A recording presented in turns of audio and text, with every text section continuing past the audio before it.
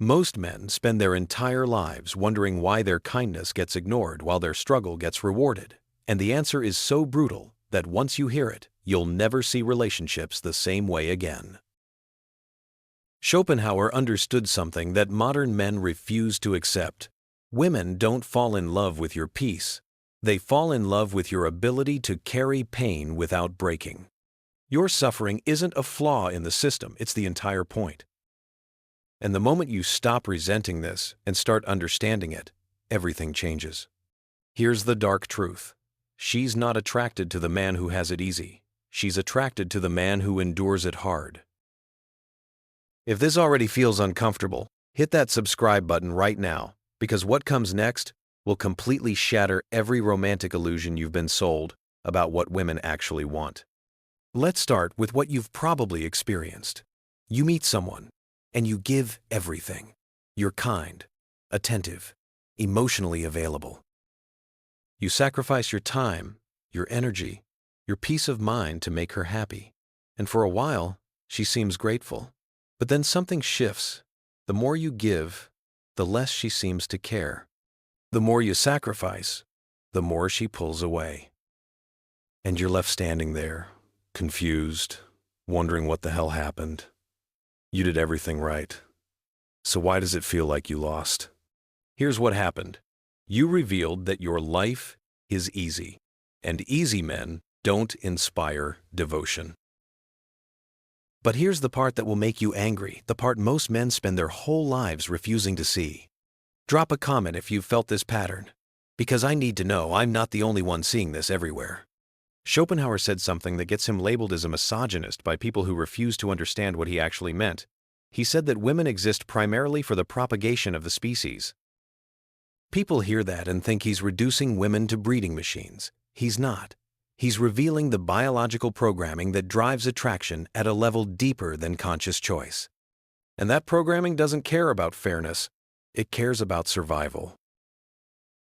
And survival doesn't select for the nice guy. It selects for the guy who can endure hell and still stand.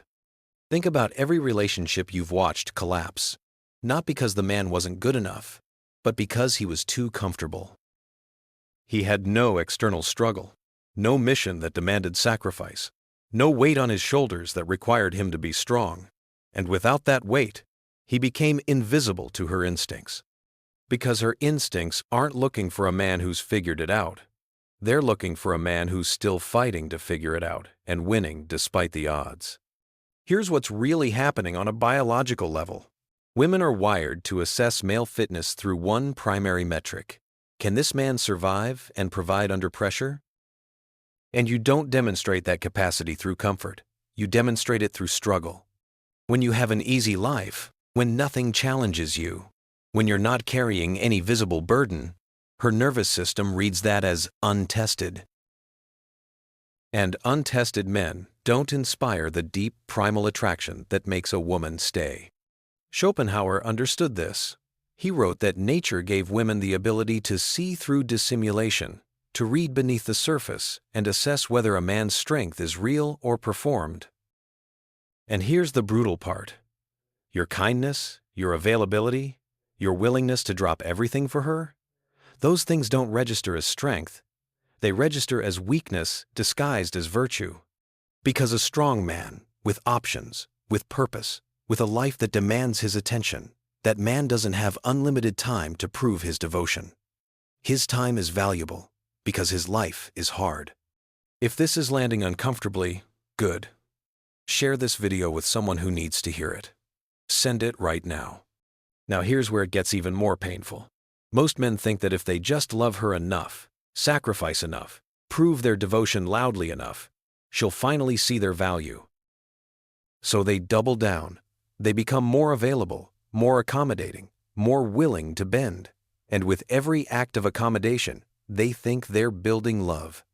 But what they're actually doing is destroying attraction. Because attraction isn't built on ease. It's built on the tension between desire and uncertainty. And the man who sacrifices everything removes all uncertainty. Here's what that looks like in practice. You cancel your plans to see her. You rearrange your schedule around her availability. You're always there when she needs you. always ready to drop everything. And you think this is what love looks like, being present, being reliable, being devoted. But here's what her instincts are reading. This man has nothing more important than me, which means his life has no weight, which means he's not carrying anything worth respecting. Schopenhauer said that women have no sense of justice not because they're cruel, but because they operate from a different value system entirely. Justice requires recognizing sacrifice as creating debt. But in her world, your sacrifice doesn't create debt. It creates evidence that you're strong enough to carry more. And if you can carry it without complaint, without resentment, without needing her gratitude, that's when you become valuable. But the moment you need recognition for your sacrifice, you've revealed that the weight was too heavy. And heavy weights don't belong on weak shoulders. Real quick, if your mind is being blown right now, hit that like button, because what comes next is going to reframe every failed relationship you've ever had. Let me show you exactly how this plays out. You're in a relationship, and she starts creating problems. She's moody, distant, starting arguments over nothing. And your instinct is to fix it, to smooth it over, to make her happy again, to eliminate the conflict. So you apologize even when you didn't do anything wrong. You accommodate even when her demands are unreasonable. You bend yourself into shapes trying to restore peace. But here's what's actually happening. She's testing whether you'll break. Not consciously, not maliciously, but instinctively. Because a man who breaks under the pressure of her moods is a man who'll break under the pressure of life. And life, real life, with its financial stress, health crises, external threats, is infinitely harder than one woman's emotional turbulence. So when you fail her test by collapsing into people-pleasing, you're not showing her love, you're showing her weakness. Schopenhauer observed that women's intellect is attuned to immediate, personal, tangible concerns, not abstract philosophy or distant consequences. This isn't an insult. It's evolutionary specialization. While men were selected for long-term strategic thinking and problem-solving under pressure, women were selected for reading emotional environments and assessing present fitness. She doesn't care about your 5-year plan. She cares about how you handle pressure right now. Can you stay calm when she's emotional? Can you hold your frame when she's testing it? Can you carry stress without falling apart? That's the assessment happening beneath every interaction. And here's the part that makes men furious. The nicer you are, the less she respects you. Not because kindness is bad, but because kindness without boundaries is weakness in disguise. The man who's kind because he's afraid of conflict? Weak. The man who's kind because he's secure enough to be generous without needing anything in return? Strong. She can feel the difference, even if she can't articulate it. If you're realizing right now that you've been performing kindness from a place of fear, not strength, you're not alone. Comment below and let me know what you're seeing differently now. So what do you actually do with this? How do you stop being the nice guy who finishes last and become the man who commands respect? Here's the first thing you need to understand. Your suffering can't be for her. It has to be for something bigger than her.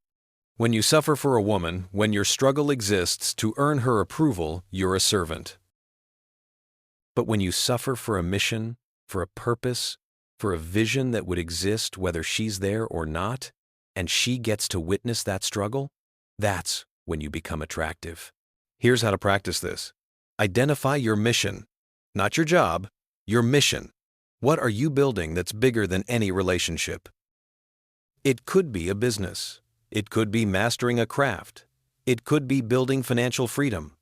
Whatever it is, it needs to be something that demands genuine struggle, something where failure is possible and success requires you to stretch beyond comfort.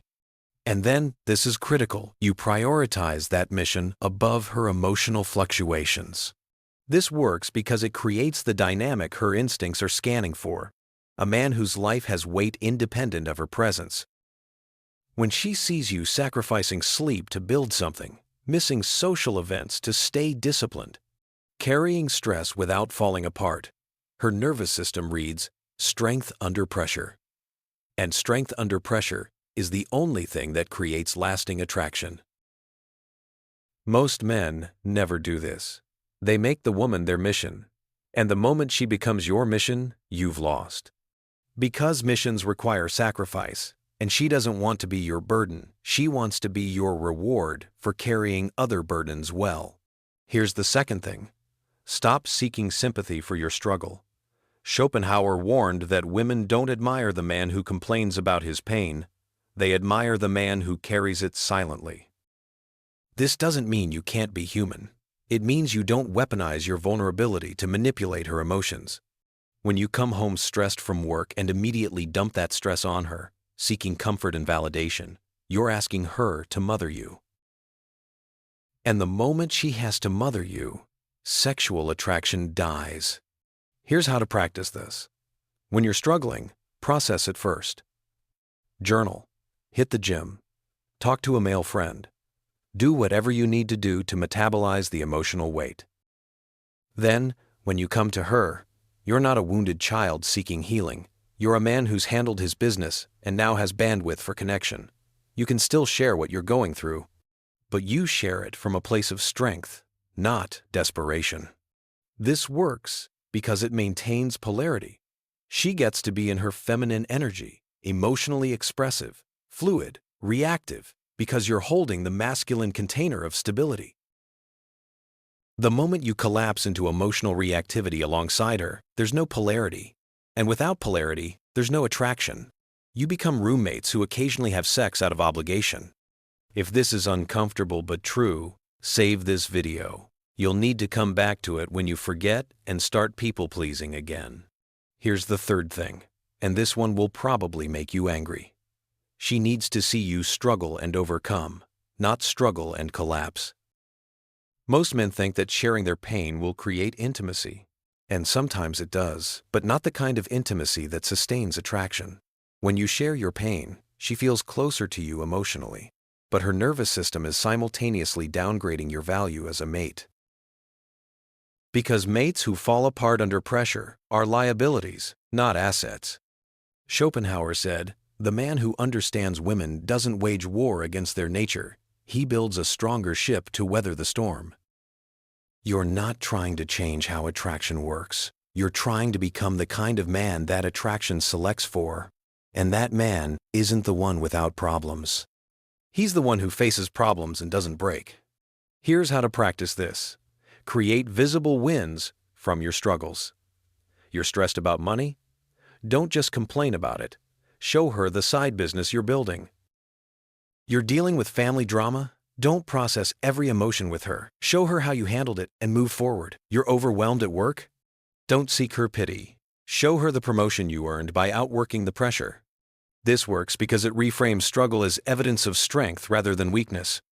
She's not watching you suffer and thinking, "Poor baby." She's watching you suffer and thinking, "He can handle this." And "he can handle this" is the foundation of every lasting relationship.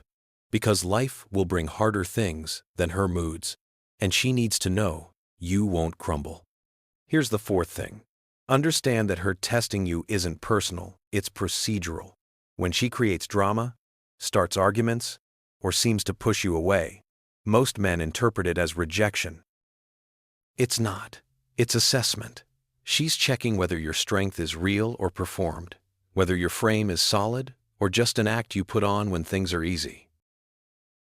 And here's what most men do wrong. They try to logic their way through her tests. They explain, they justify. They try to convince her rationally that her concerns are unfounded. But her tests aren't rational. They're emotional. And you don't pass emotional tests with logic. You pass them by holding your ground without getting defensive, reactive, or desperate for her approval. Schopenhauer observed that to marry is to have your rights and double your duties. He wasn't being cynical, he was preparing men for reality. Relationships require you to carry more weight, not less. And the woman who's worth your commitment will test whether you can carry that weight before she fully invests. If you fail the test by collapsing into neediness or resentment, you've proven you're not ready for the increased responsibility. If you're starting to see your last relationship completely differently, Drop a comment. Let me know what you're realizing you did wrong. Here's what it all comes down to. Women don't thrive in your pain because they're sadistic. They thrive in it because your pain is the crucible that proves whether your strength is real. Any man can be strong when life is easy, but only certain men can be strong when life is hard. And those men, the ones who carry suffering without complaint, who face pressure without breaking, who build empires while managing chaos, those are the men who inspire the deep, lasting devotion that every man craves. Schopenhauer said that life is suffering, and human desires are just strings keeping us tied to pain. He wasn't wrong, but he also understood that suffering without purpose destroys you, while suffering with purpose builds you. Your pain becomes your power when you stop resenting it and start using it as evidence of your capacity. So here's what you do moving forward. Stop performing kindness to earn approval. Be kind from a place of strength, not fear. Stop making her your mission. Build something bigger than any relationship and let her witness your devotion to it. Stop seeking sympathy for your struggles. Carry them silently and let your wins speak for you. And stop interpreting her tests as rejection. See them as opportunities to prove that your frame is unshakable. When you do this, when you embrace struggle instead of avoiding it, when you carry weight without complaining, when you become the man who doesn't need her validation because he's validated by his own accomplishments, that's when everything shifts. Not because you've manipulated her, but because you've become the kind of man her biology can't help but respect. Schopenhauer's warning wasn't that women are the enemy. It's that men who misunderstand women will suffer uselessly. The man who understands can find in a woman not an obstacle, but a mirror that shows him whether he's built himself into someone worthy of devotion. And if the reflection shows weakness, the answer isn't to blame the mirror, it's to become stronger. You weren't born to be pitied. You were born to be revered. And reverence is only earned through fire. The question is, will you resent the fire, or will you let it forge you into something unbreakable? If this message woke something in you that you felt but couldn't name, don't let it end here. Subscribe so we can keep speaking these truths. Like and share this video with men who need to hear it. Your support isn't just for the channel, it's for a movement of men choosing strength, clarity, and sovereignty over comfort, illusion, and weakness. The path is clear. The rest is yours to walk. Stand tall, suffer well, rise beyond the game,